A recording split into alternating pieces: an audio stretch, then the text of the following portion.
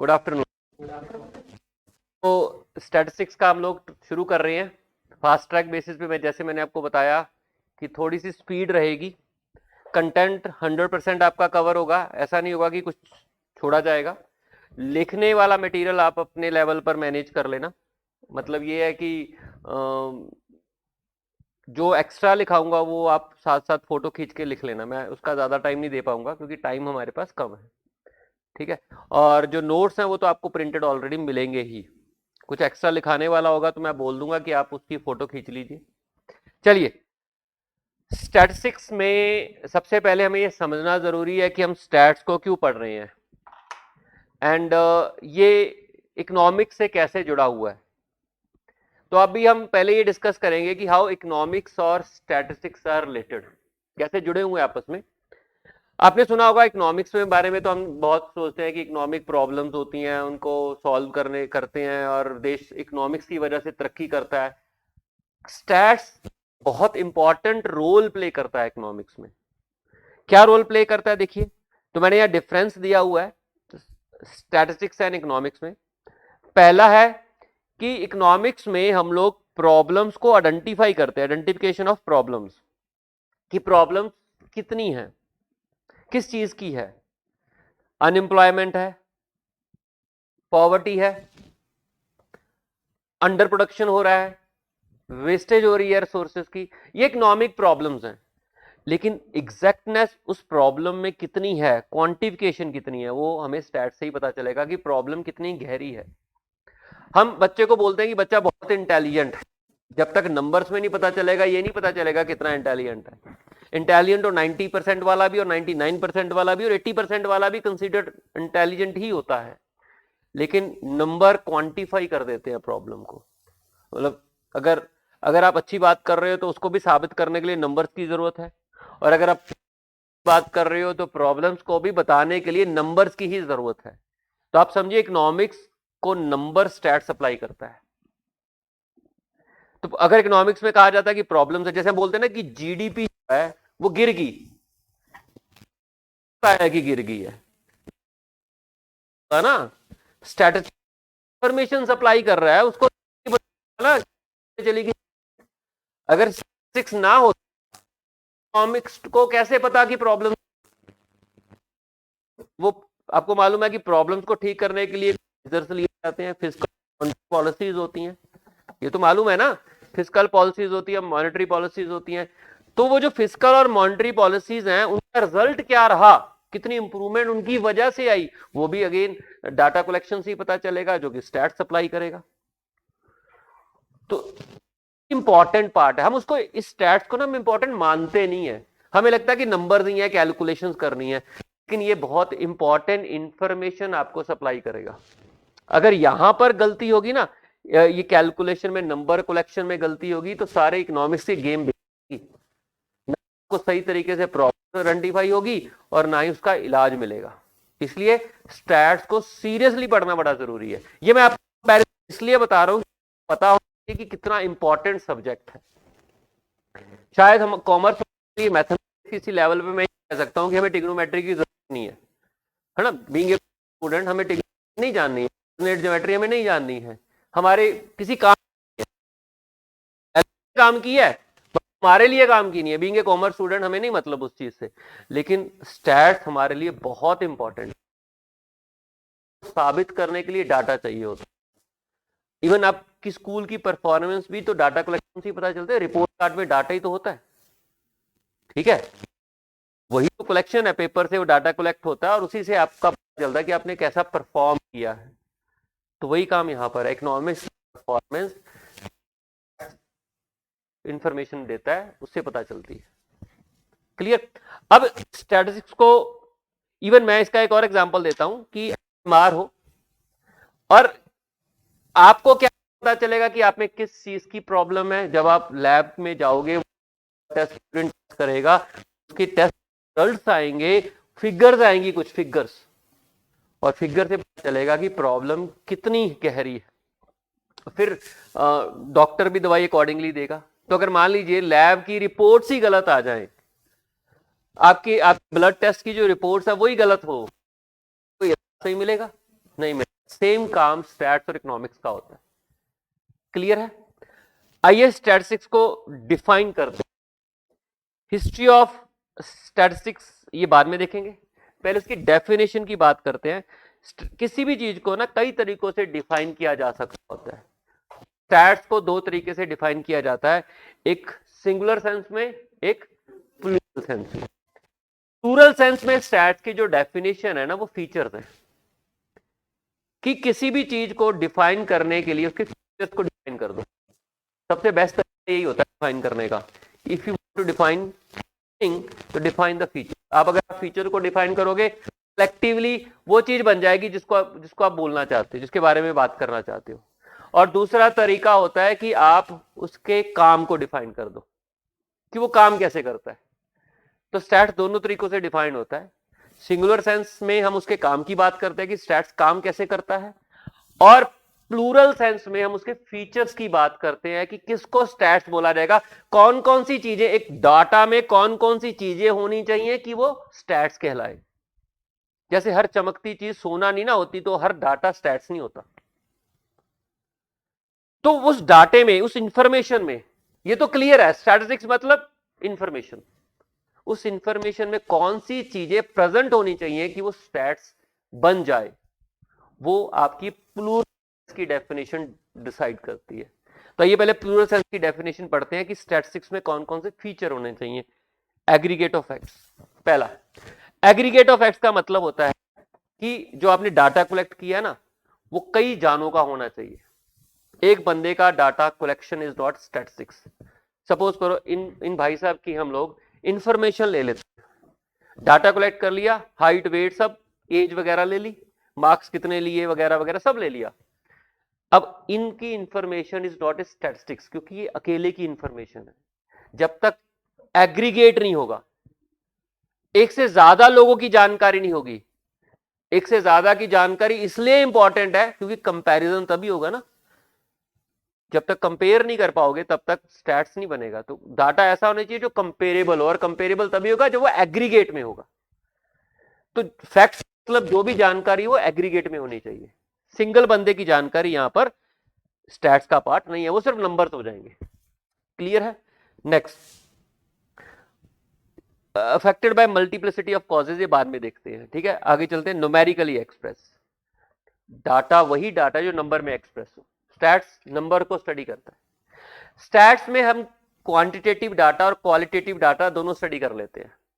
यानी कि जो डाटा नंबर में एक्सप्रेस है वो स्टडी कर ही लेते हैं, लेकिन जो क्वांटिटेटिव हो उसको भी हम नंबर में एक्सप्रेस करते हैं पहले, फिर उसको स्टडी करते हैं। यानी कि स्टैटिस्टिक्स हमेशा नंबर वाले डाटे को स्टडी करता है, एट्रीब्यूट्स को वो स्टडी नहीं कर पाता।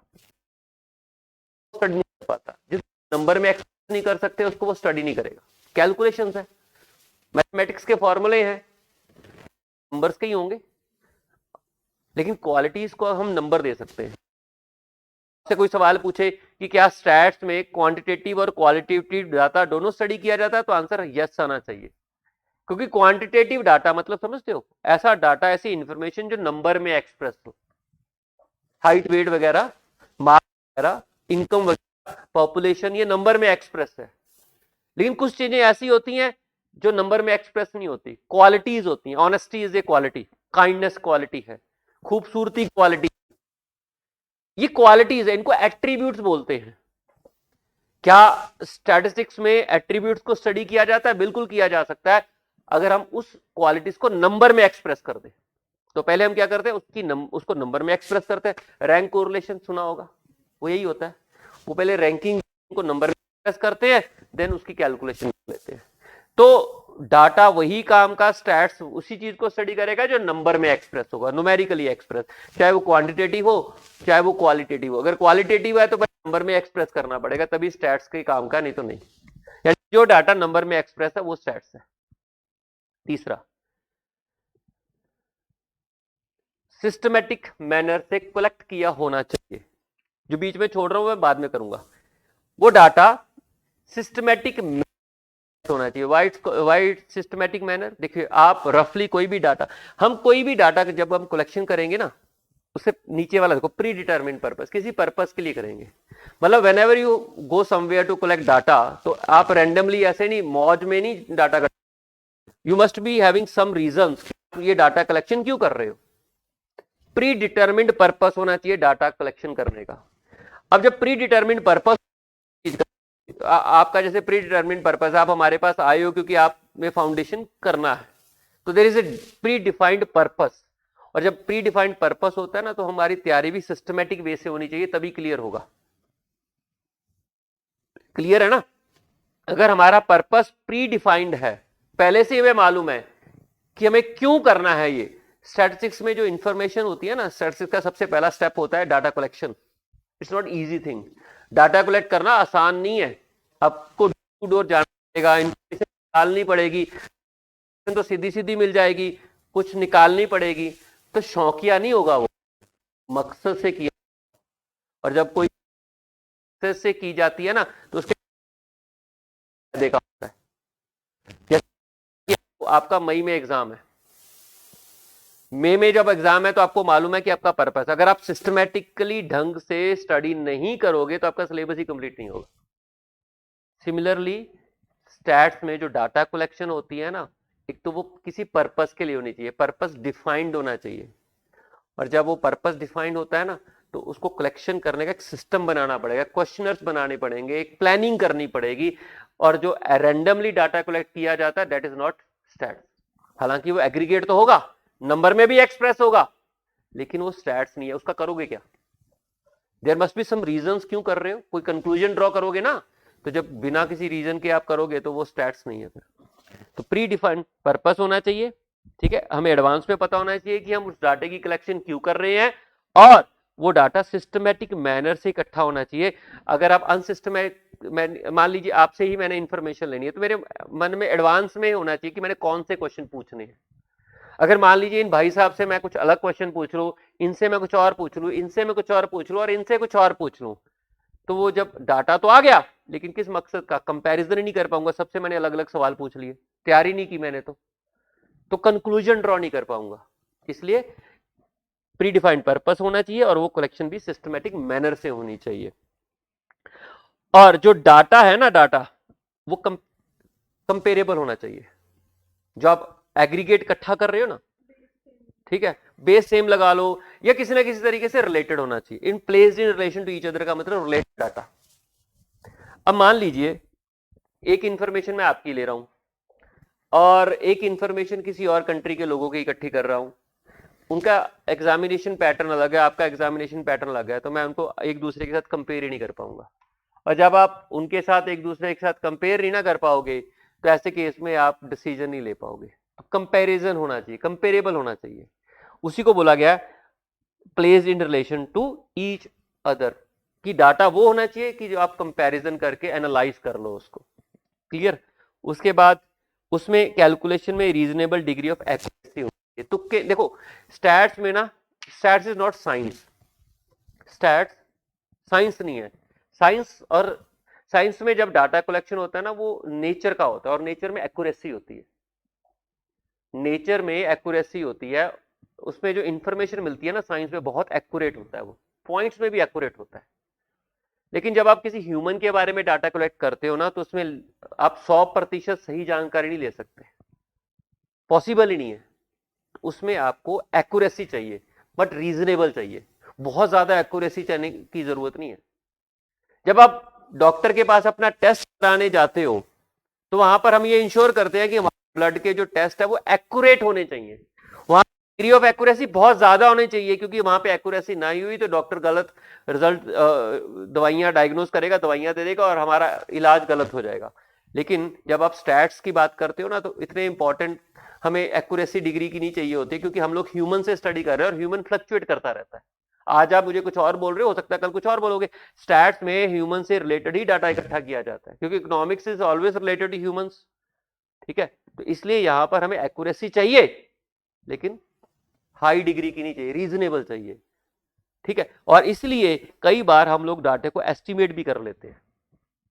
इन्यूमरेटेड, या तो बंदा खुद जाके डाटा कलेक्ट करेगा, या कई बार किसी और बेसिस के ऊपर में उसकी एस्टिमेशन भी करनी पड़ सकती है, ठीक है। और न्यूमेरिकली एक्सप्रेस वाला भी हो गया, एग्रीगेट भी हो गया और ये रह गया affected by multiplicity of causes. एक बात बताइए, अगर आप बीमार, आपका सिर दर्द कर रहा है तो क्या आप डॉक्टर के पास जाते हो? नो। अगर आप सिर दर्द कर रहा है तो आप क्या करते हो? क्रोसिन की, डिस्प्रिन की, या वट एवर, कॉमन सी दवाई। आपको मालूम है थक गए होंगे या गर्मी ज्यादा होगी या कोई भी कारण हो गया कि सिर दर्द कर रहा है, ठीक हो जाएगा, रेस्ट कर लेंगे। या फिर हाँ ये भी हो जाता है कि गर्मियों में इंसान ठंडे पानी से नहा लेता है, सिर में पानी डालता रहता है तो सिर दर्द चला जाता है।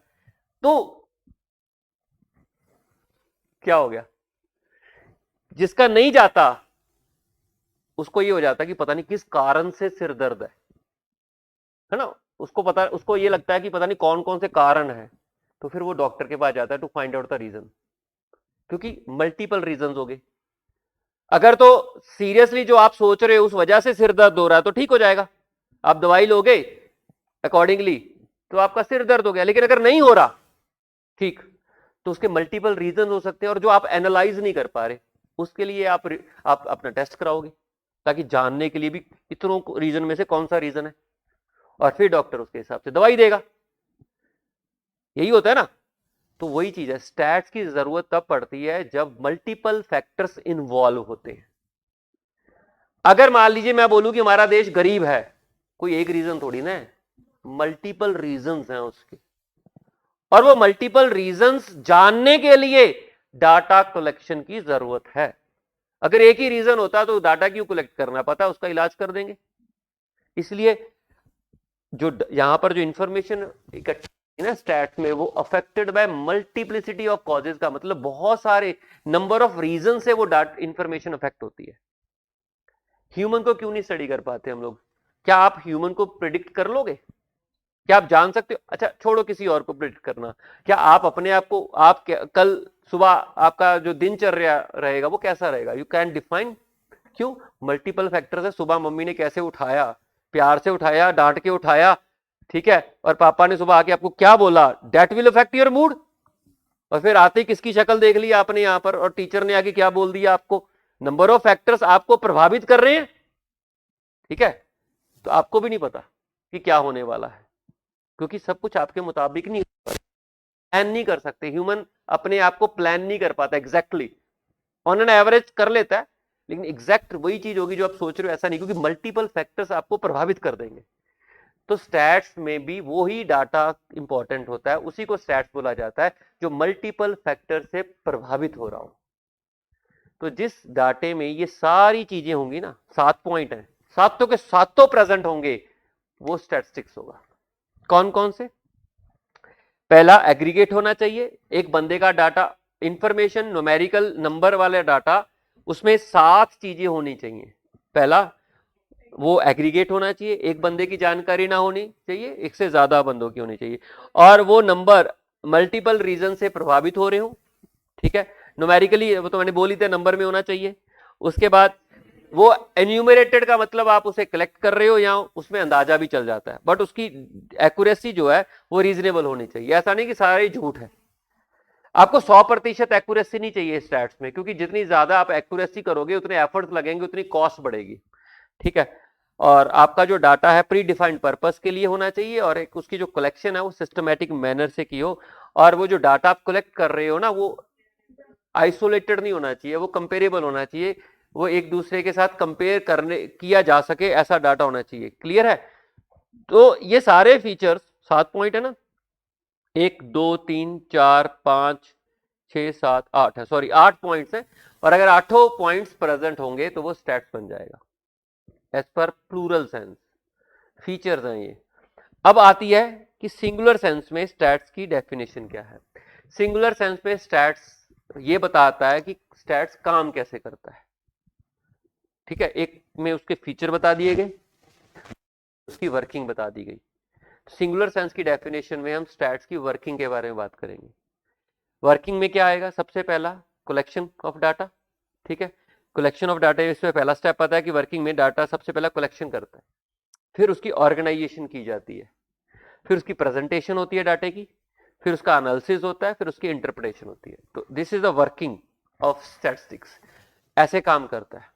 कलेक्शन किया जाएगा पहले डाटे का, जो डाटा कलेक्ट किया गया उसको हम लोग ऑर्गेनाइज करेंगे, ठीक है। अनऑर्गेनाइज यूजलेस होता है डाटा, ऑर्गेनाइज करेंगे, ऑर्गेनाइज करने के मेथड्स हैं, फिर उसको प्रेजेंट करेंगे, प्रेजेंटेशन के मेथड है, और फिर एनालिसिस करेंगे, एनालिसिस के भी मेथड्स हैं, और फिर इंटरप्रिटेशन, उसका कंक्लूजन ड्रॉ करेंगे। इंटरप्रिटेशन का मतलब इकोनॉमिस्ट आके उससे कंक्लूजन ड्रॉ करेगा। तो आगे के जो चैप्टर्स है ना इन्हीं स्टेप्स में बटे हुए हैं। तो सबसे पहला हम जो स्टेप्स करेंगे वो करेंगे कलेक्शन ऑफ डाटे का। अच्छा, ये मैंने आपको लास्ट टाइम होमवर्क है, एक बार पढ़ के जरूर आना, कल डिस्कस कर लेंगे, ठीक है, कि एप्लीकेशन ऑफ स्टैटिस्टिक्स ये आपने पढ़ना है, ठीक है। लिमिटेशन भी पढ़ के आनी है। हम चलते हैं कलेक्शन ऑफ डाटे पे।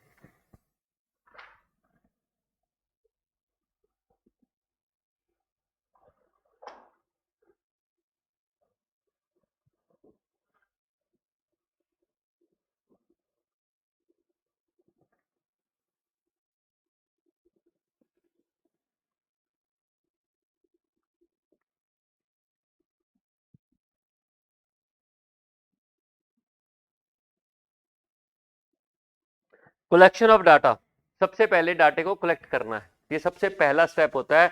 और आपको यकीन मान लेना, गड़बड़ सबसे पहले यही हो जाती है। We are not serious in collection of data. हम डाटे में कलेक्शन करने में सीरियस नहीं होते। डाटा कलेक्शन करने के दो तरीके होते हैं, एक आप सैंपल सकते हो, एक मेथड करते हो, एक सेंसस मेथड करते हो। सेंसस मेथड का मतलब क्या होता है? यू अप्रोच एवरीवन, आप हर बंदे के पास जाते हो, हर पर्सन के पास जाते हो, और उससे जाके आप डाटा कलेक्ट करते हो, उसे क्या बोलते हैं? Census method. और सैंपल है, नहीं, सैंपल में ये होता है कि कुछ लोगों को सिलेक्ट कर लेते हो। सैंपल पूरे डाटे से कुछ लोगों को एज ए सैंपल सेलेक्ट करते हो, उनसे जानकारी ले लेते हो, और ये कि ये जो डाटा की है पूरी पॉपुलेशन की है। स्टैट्स में ना पॉपुलेशन का मतलब जनसंख्या नहीं होती है। स्टैट्स में पॉपुलेशन का मतलब होता है डाटा अंडर स्टडी। किनके बारे में हो सकता है? हम इस क्लास की बात कर रहे हैं तो क्लास पॉपुलेशन बन जाएगी, ठीक है, या सीएस स्टूडेंट की बात कर रहे हो तो सीएस स्टूडेंट पॉपुलेशन बन जाएगी। जिस चीज के बारे में जानकारी लेना चाहते हो वो स्टैट्स में पॉपुलेशन होती है। तो अगर आप पॉपुलेशन के हर एलिमेंट से डाटा जान पाओगे, यू अप्रोच एवरीवन और यू आस्क क्वेश्चंस और उसको नोट डाउन कर लोगे, तो वो आप सेंसर, क्या होगा? सेंसर। दूसरी तरफ कि अगर आप छोटे से पार्ट से डाटा कलेक्ट करके लोगे और फिर उससे इंफॉर्मेशन लोगे और फिर ये अज्यूम करोगे कि वो इंफॉर्मेशन पूरी पॉपुलेशन की है, तो उसे बोलते हैं। जैसे ब्लड टेस्ट होता है, तो एक बूंद लेते हैं आपकी ब्लड की ना, जस्ट सिंगल ड्रॉप से वो आपका ब्लड टेस्ट कर लेते हैं, क्लियर? तो वो क्या कर रहे हैं? सैंपल कर रहे हैं कि सारा ब्लड निकाल के देखते हैं? नहीं निकालते ना, इट्स सैंपलिंग। सैंपलिंग। अच्छा, आप मेरे को बताइए, सैंपलिंग ज्यादा या कि सेंसस मेथड ज्यादा बेटर इंफॉर्मेशन देता है?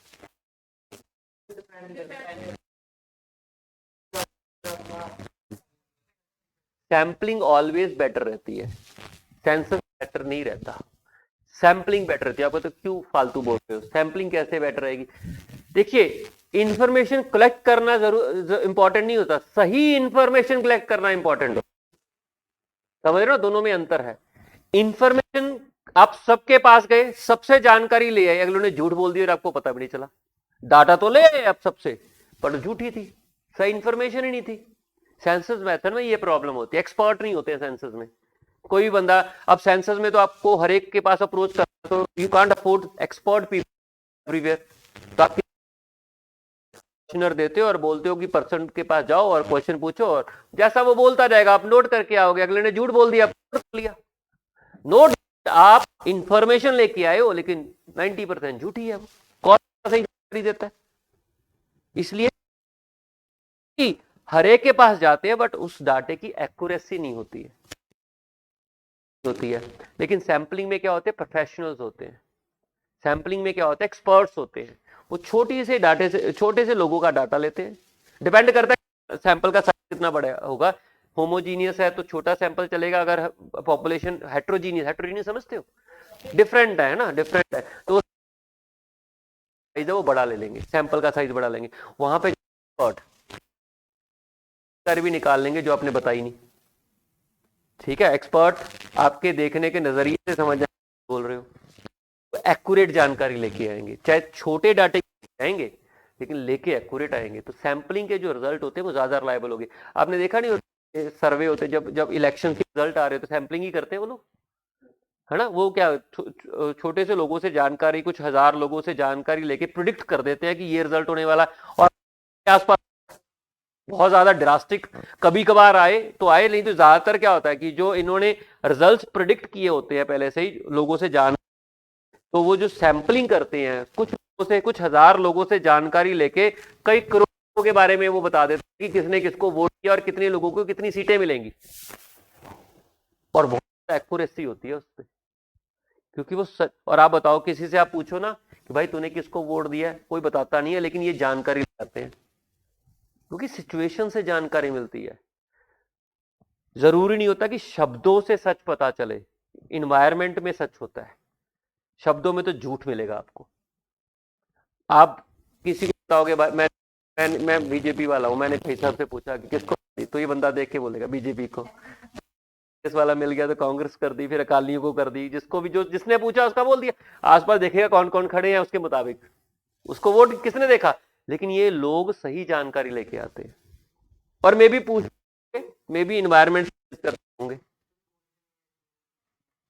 क्वेश्चनिंग उनकी ऐसी होती है ना कि बंदा निकल पकड़ा जाता है, और वो इतने एक्सपर्ट होते हैं कि वो झूठ पकड़ लेते हैं। तो आप बताइए, सैंपलिंग का मेथड जो होता है वो ज्यादा बेटर रहता है। ठीक है, उसके बाद जो डाटा आता है वो भी दो तरीके का होता है, एक प्राइमरी होता है, एक सेकेंडरी होता है। प्राइमरी वो होता है जो सोर्स से इकट्ठा किया जाता है, चाहे आप सैंपल करो चाहे आप सेंसस मेथड करो, दोनों में डाटा दो तरीके का होता है, एक होता है प्राइमरी, एक होता है सेकेंडरी।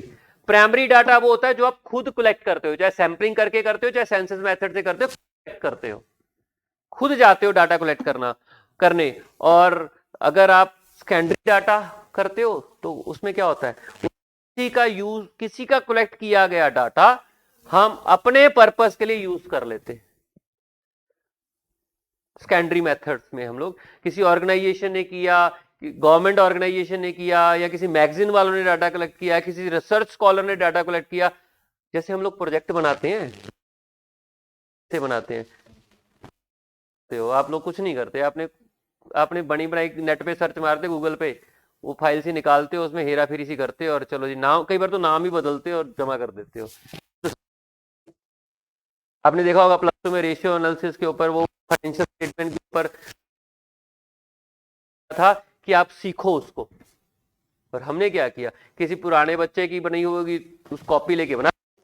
में एक और क्वेश्चन दिया जाता होता है ट्रायल बैलेंस से पूरा फाइनल अकाउंट तैयार करना, ठीक है, वो भी हम लोग यही करते हैं। उसका मकसद होता है कि बच्चा शुरू से लेके एंड तक पूरी सिस्टम को समझे।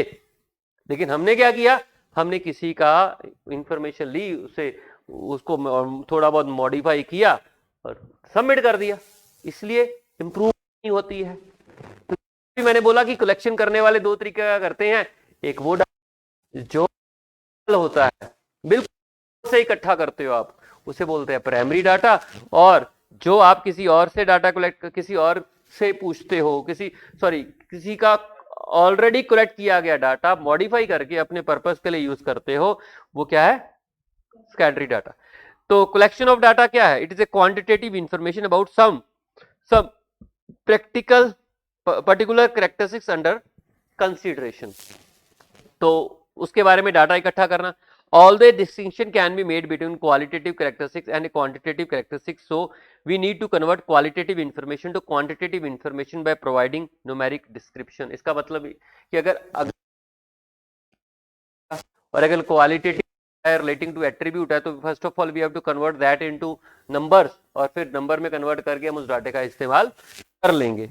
एक quantitative characteristics is known as variable, ठीक है, variable is measurable quantity. Data जब भी इकट्ठा होता है वेरिएबल बन जाता है, वेरिएबल मतलब जो वेरी करता रहता है, इंफॉर्मेशन जो उसको वेरिएबल बोलते हैं, ठीक है।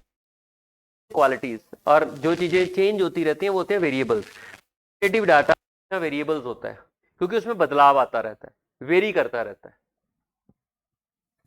ठीक है। अब वेरिएबल कंटिन्यूस भी हो सकते हैं, डिस्क्रीट भी हो सकते हैं। मैं आपको थोड़ा सा आइडिया दे देता हूं कि वेरिएबल कंटिन्यूस क्या होते हैं और डिस्क्रीट क्या होते हैं, हालांकि आगे जाके इसको हम डिटेल में पढ़ेंगे।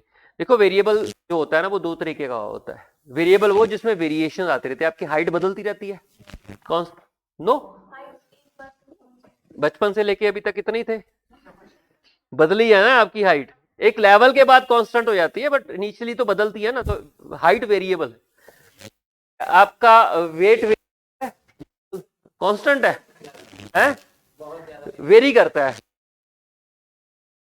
वो ग्राम्स में चाहे वो वेरी करता रहता है ना, किसी का किसी का वेरिएशंस आती रहती है, तो वो भी क्या है, वेरिएबल होता है। इनकम वेरिएबल है, मार्क्स वेरिएबल है, मार्क्स भी आपके वेरिएबल होते हैं, यानी कि जो इंफॉर्मेशन न्यूमेरिकल डाटा वेरी करता रहता है ड्यू टू सम रीजंस, वो वेरिएबल होता है।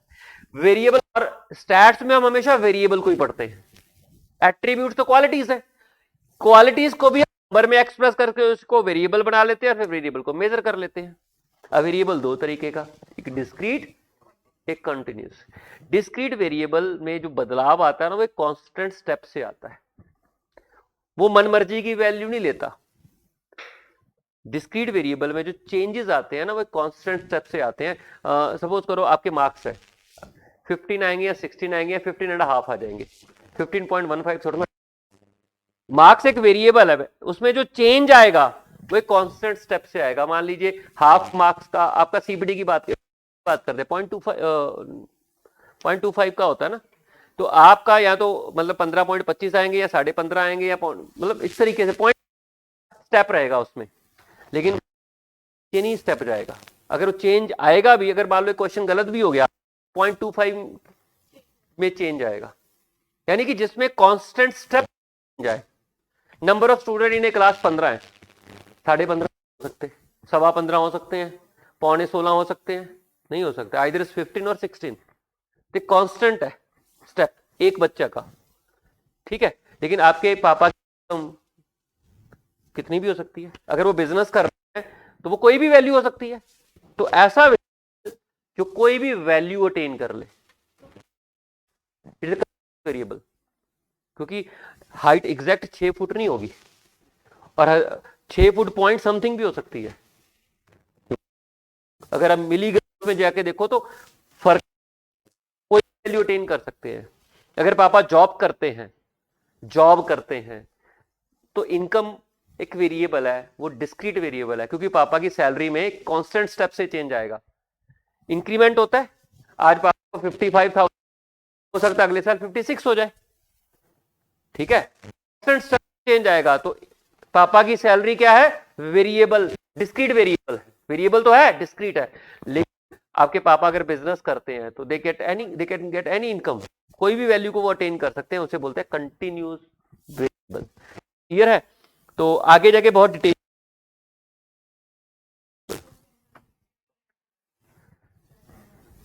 क्या चीज,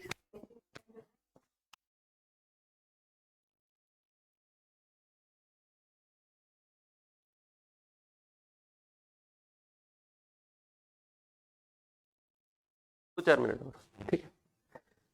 तो variable known as continuous if it can assume any value, आप कोई भी वैल्यू को अटेन करते हो तो वेरिएबल क्या होएगा, कंटिन्यूस वेरिएबल होगा। जैसे हाइट हो गया, वेट हो गया, सेल हो गया, प्रॉफिट हो गया, ये आपके कंटिन्यूस वेरिएबल किसी भी वैल्यू को अटेन कर सकते हैं।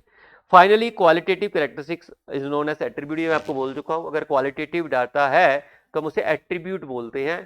तो स्टैट्स में एट्रीब्यूट नहीं जाता, हम एट्रीब्यूट को कन्वर्ट करते हैं फिर स्टडी करते हैं, ठीक है। Gender of A baby, nationality of a person, gender male female, attribute है, मेल होना भी क्वालिटी है और फीमेल होना भी क्वालिटी है।